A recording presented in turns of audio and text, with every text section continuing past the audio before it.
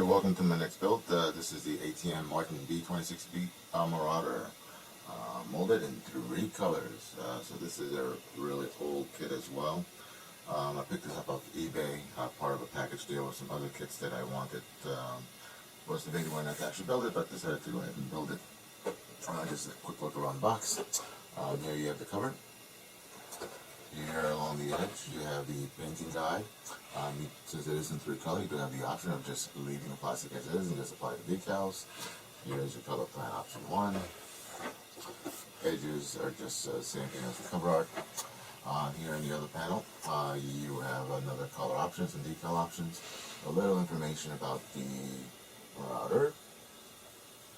And also, as you see, this is actually a Matchbox kit, boxed by ATM. To be honest, I really never heard of the B-26B before. I never really thought about it until I saw this kit. I never really thought about Matchbox as a model kit maker until I started getting back into the hobby. I've heard a lot of things about Matchbox, not all of it good, but let's take a look at the model. Alright, so this is a kit I bought off of eBay, so this has been obviously previously used. Like a lot of old kits, you have your stand. This particular person, they have repackaged the clear parts and a couple of broken off the pillar. The clear parts are very thick. I don't know whether you can see that there, how thick they are. But the actual frame of the canopy, I mean, they're pretty thick. So that holds the masking and painting, hopefully. Set that aside. Here we have your instructions. Very basic, very simple. And as always, you start off with your cockpit, and also your ball gunner here. And here's the rest of the instructions. This is the majority of them. Building the tail pieces, the assembling the fuselage, the engines, wheels up or wheels down. And that's it. 13 easy steps for a Matchbox quality product.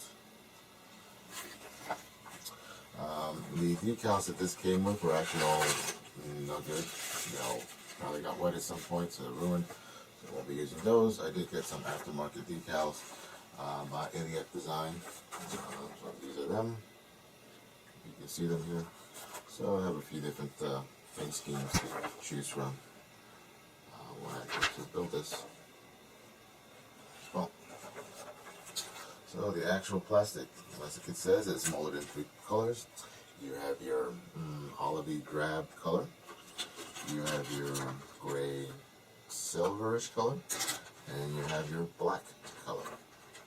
So these are the 3 main pieces, the 3 sprues that come with the kit. So I just take a look at one by one. So this is your main sprue for the fuselage and the wings, top part of the wings. As you see, not much detail, but there is quite the engraved panel lines. I know, reading online, I hear a lot about Matchbox's trenches. And okay, I can see where they get that from. These panel lines are quite thick in a lot of places and deep. So I can see that, although here on the body itself, these actually lightly raised panels here, along here. Although everything else here seems to be pretty deep. Here on the other side, you have the copyright there for Matchbox. I believe this is 1977. And you can read that. Second sprue. You have the other parts of the wing, the underside of the wings, the engines, the cowlings. Surprising for an old kit, there's really not much flash or burring here. What I see is very little. Again, you got the deep panel lines here. These are really deep. My fingernail just goes in there pretty good. Has a good hold on it.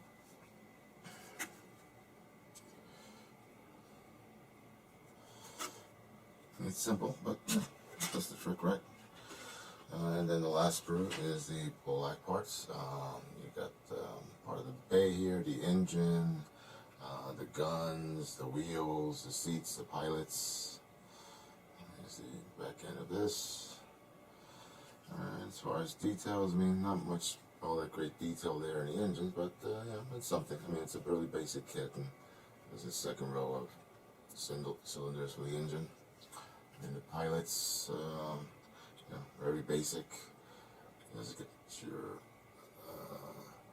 two pilots, and then you got your gunner here, Stumpy. I guess a lot of these older pilots, they get the legs amputated so they can fit there in the turret. Yeah, I mean, for what it is, it's not too bad. I mean, you can see some details there, so it's not bad. So it's a very basic kit. Can shoot along fairly well. Part of me is tempted to leave it in the natural 3 colors and just apply some satin finish or matte finish and the decals on it, but most likely if I wind up painting it, I'll probably need some filling or sanding on it, which will necessitate it being painted. So that's part 1. Next step for me is going to be go ahead and wash these parts off. I don't know if I mentioned in my other videos, but normally when I wash your parts, get up any residue, dirt, or anything that's on it before you start modeling. And then you wash it again, you know, before you prime it, and wash it again, you know, before you paint it and so forth. You want to keep the surfaces clean. It will make all the process going down the line much better. Okay, so stay tuned for the next part of this video. Thank you.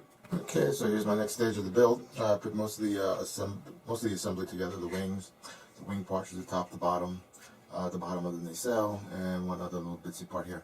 Fortunately, I lost a piece here. Maybe you can see it or not in the video. I'm just going to go ahead and put something behind it and when I do the putty, I'm just going to putty it in, seal it up, and contour it to match the other ones. I'm going to need to do some putty around here anyway, so it's not that big of a deal. You got the horizontal stabilizer, so just one piece. You got the vertical stabilizer. You got the main body. I also have here the wheel well doors, the 2 nacelles, wing engine doors, and the nose gear, as well as the front of the engine, and these 2 other parts that go attached to the engine. And obviously the main fuselage. I already have glued it and already started preparing it to do whatever putting work that I need. As you see, I've used some regular painter's tape. Again, I'm using painter's tape here since this is not painted. No big deal about or worry about this removing any paint. You see just a really small, thin, narrow there, just about a millimeter, 1 to 2 millimeters wide, like a millimeter, half a millimeter either side of the actual seam there. I'm going to putty it up, smooth it down, and sand it down. I'm going to repeat the same process on the top side as well. Once this is done, then I will attach the wings and repeat the process to putty and sand these seams. Why don't I put everything together now and do all the sanding and seaming at once? Well, it's just a whole lot easier to handle all the pieces like this as opposed to trying to handle this with everything attached. It just becomes a little bit too ungainly and more likely to snap or break something off inadvertently. So I'll do that, then I'll attach the wings, putty, sand, then I'll attach the tail. Again, same thing, putty, sand if as needed. Once that is done, then I'll go back and I'll attach the doors to the engines, the landing gear doors, front and on the wings. Make sure that's all nice and neat. Same thing with these other parts that go on either side of the engine. Once all that is together, I'm going to go ahead and then clean and then prime the plane, as well as the engine cowlings here. I have not attached the engine cowlings yet, since I haven't put in the engine, since they're going to be painted a different color. So it just makes sense to go ahead and just for priming purposes, go ahead and just do this separately. Once I finally go to actually paint the plane, I'm going to just go ahead and either attach them and then mask it out, or maybe I'll mask this separately from that, just paint it separately. I'll see what works out the best. As you can tell, since I'm going to be putting on the landing gear doors, I'm going to actually use the included base and have it wheels up flying. My intentions for this plane is to weather it up pretty good, make it look a nice, well-used, well-worn World War II bomber. Also, you may notice I have not attached some of the parts, obviously, like the windscreen, the nose gear, the nose window there, other little windows, the turret gun, and the rear glass there. Reason being just that if I'm going to be standing working on this, I don't want to be scratching up the glass, the clear parts, or having to mask them and do all that work. So it's just easier to go ahead and work with this, about all those pieces there. As far as these other small windows, I'm just going to use some Micro Solutions canopy glue, the white glue, to make the little windows there after the fact. That's it for this update, and stay tuned for the next part.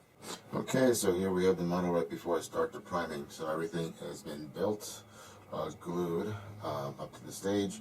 I masked up the canopy, so I'm not getting paint there. I'm not really concerned about getting paint in there, primer in there. I mean, once you put the little gunner there and the canopy bubble top, you're not really going to see much of anything in there, so that's not a concern. The twin guns here at the rear, I mean, they are attached because that's the way they are pinned in between the two halves there, so you have to put in before you paint them. Again, not concerned about getting paint on this, and I'll just go back with a brush and paint the guns. The rest of it, I mean, you're really not going to see. Anywhere you see here a white line on the model, that's all the filler that I needed to do here. So again, I used tape either side of the lines, filled it in, let it dry, sanded it off. I got a little bit here as well, and underneath, see the line straight down the middle. I put in the doors for the landing gears, but I'm going to do this wheels up. I'm going to use the little stand that came with it. I made already the hole here for the stand. The windows here, they're off. I'm going to use some Micro Solutions crystal clear to put on to make my windows. Everything's sealed up, and I'm ready for paint. So next step after this should be primed. I'll get a chance, I'll show you the prime and the panel lines pre-shading. If not, I'll show you the painting stage. Alright, thank you, and stay tuned for the next part. Alright, welcome back. Alright, so I have primed, pre-shaded, and painted the model. The paints, the primer I used was the Vallejo polyurethane primer. The underside is a combination of Vallejo gray and white. The top, this was Tamiya's olive drab, thin with their specific thinner. Sprayed on, airbrushed on. Areas between top and bottom were masked off. I have my pilots in there. You can see, in their seats, and the gun in the back. So I also, after the painting, I put in a couple of coats of Johnson floor wax.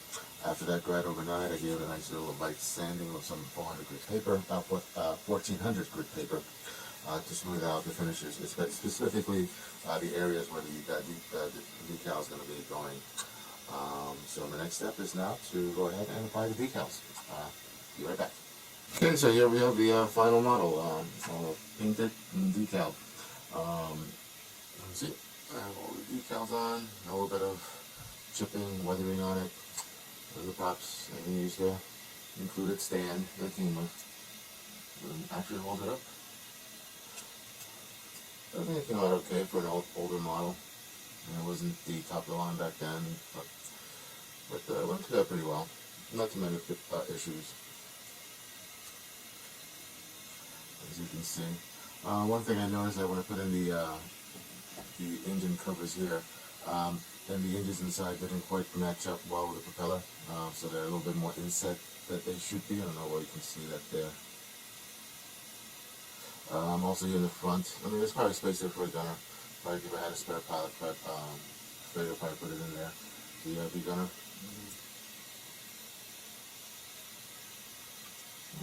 There you go. A little bit of weathering on the bottom there. So, well, not too bad of a kit. I mean, it came out okay. It's probably the first bomber I've built, World War II bomber I've built since 35 years, so I'm going to do a couple more, including a B-17 to have my stash, and go from there. Well, thank you for watching. Hope you found this interesting and helpful to your model kit building.